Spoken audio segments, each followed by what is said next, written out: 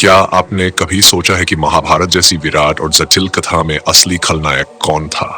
क्या वह शकुनी था जिसने चतुराई और छल से पूरे कुरुवंश को बांट दिया, या दुर्योधन जो अपने घमंड, ईर्ष्या और क्रोध में अंधा हो गया था, या फिर वो जिसे हम धर्मराज कहकर सम्मानित करते हैं, युधिष्ठिर, जो अपने ही निर्णयों से अपने कुल, अपनी पत्नी और अपने भाइयों को दुख और विनाश के रास्ते पर ले गया?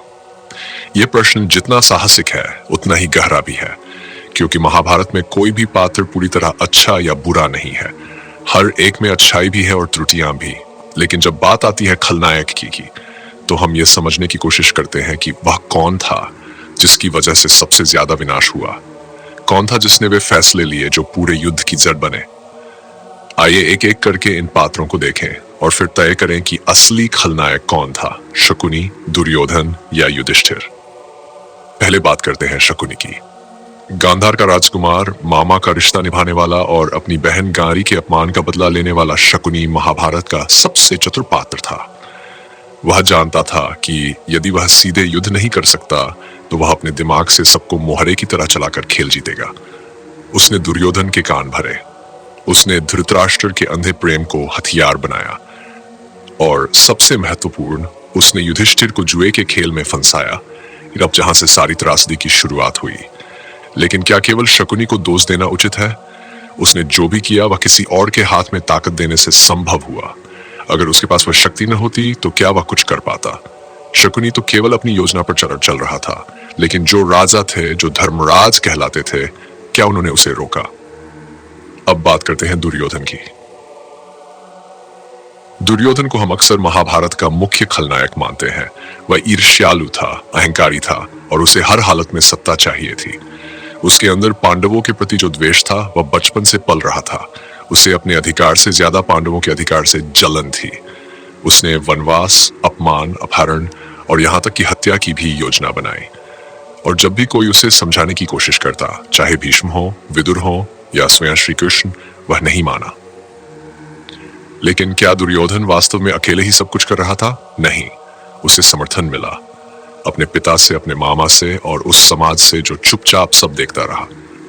अब सबसे जटिल पात्र की ओर आते हैं, धर्मराज युधिष्ठिर।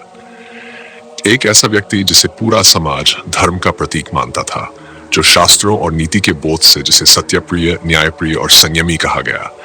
लेकिन जब वही युधिष्ठिर जुए की सभा में बैठा और एक एक करके सब कुछ हारता चला गया, अपना राजपाट, अपने भाई, यहां तक कि द्रौपदी, तब वह धर्मराज कहां चला गया? उसने अपने भाइयों को भी दांव पर लगाया और फिर पत्नी को भी। और जब द्रौपदी ने सवाल किया कि क्या आपने पहले स्वयं को हार दिया था, तब भी उन्होंने चुप्पी ओढ़ ली। उनका धर्म, उनकी नीति उस समय उन्हें मार्ग नहीं दिखा सकी। यही नहीं, युद्ध के बाद भी युधिष्ठिर ने स्वयं सिंहासन संभालने से पहले बहुत संकोच किया और सब कुछ छोड़ देने की बात कहने लगे। उन्होंने शासन को बोझ समझा, जिम्मेदारी नहीं। तो क्या हम ये कह सकते हैं कि एक ऐसा व्यक्ति जिसे समाज मार्गदर्शक मानता रहा, जब वही रास्ता भटक जाए तो उसका प्रभाव सबसे गहरा और विनाशकारी होता है? महाभारत का युद्ध केवल अस्त्रों का युद्ध नहीं था, यह विचारों, निर्णयों और अहंकार का युद्ध था। हर पात्र उस युद्ध को आगे बढ़ाने में एक भूमिका निभा रहा था, लेकिन किसी ने छल से, किसी ने क्रोध से, तो किसी ने मौन से। शकुनी ने आग लगाई, दुर्योधन ने उसमें घी डाला, लेकिन युधिष्ठिर ने उस आग में अपने ही परिवार को झोंक दिया। यहाँ एक और बात महत्वपूर्ण है, समाज का मौन। भीष्म, द्रोणाचार्य, कृपाचार्य, धृतराष्ट्र सब जानते थे कि अन्याय हो रहा है, लेकिन किसी ने समय रहते आवाज नहीं उठाई। यही चुप्पी भी इस पूरे विनाश की एक बड़ी जिम्मेदार रही। तो खलनायक सिर्फ एक व्यक्ति नहीं होता, कभी कभी ये पूरी सोच होती है, एक पूरा तंत्र होता है जो उस गलत को होने देता है। लेकिन फिर भी अगर हमें चुनना हो उस एक चेहरे को जिसने सबसे अधिक प्रभाव डाला, तो वह कौन होगा? शकुनी, जिसने योजना बनाई लेकिन खुद राजा नहीं था। दुर्योधन, जिसने अपने क्रोध में सब कुछ खो दिया, लेकिन कहीं ना कहीं उसकी स्थिति को उसकी परवरिश, उसका पालन पोषण और सत्ता की भूख ने बनाया। या युधिष्ठिर, जिसने सही होते हुए भी गलत निर्णय लिए, जिसने धर्म का नाम लेकर वाकर डाला जो अधर्म से कम नहीं था। युधिष्ठिर की स्थिति हमें सबसे अधिक विचलित करती है, क्योंकि जब एक बुरा व्यक्ति बुरा करे तो वह स्वाभाविक लगता है। लेकिन जब एक अच्छा व्यक्ति चुप रह जाए या गलती करे तो उसका असर कई गुना होता है। युधिष्ठिर का अधर्म इसलिए और अधिक चोट पहुंचाता है क्योंकि उससे उम्मीद सबसे ज्यादा थी। वह धर्मराज कहलाते थे और धर्म से भटक गए। महाभारत का ये संदेश है कि धर्म केवल बाहरी क्रिया नहीं है, वह भीतर का बोध है। यदि किसी का निर्णय किसी की पीड़ा का कारण बन जाए तो वह निर्णय चाहे जितना भी शास्त्रों में लिखा हो, वह अधर्म ही कहलाएगा।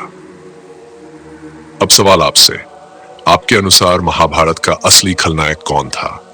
क्या आप शकुनी को दोष देंगे, दुर्योधन को या युधिष्ठिर को? अपनी राय नीचे कमेंट में जरूर लिखिए और अगर आपको यह विश्लेषण पसंद आया हो तो इसे साझा करें।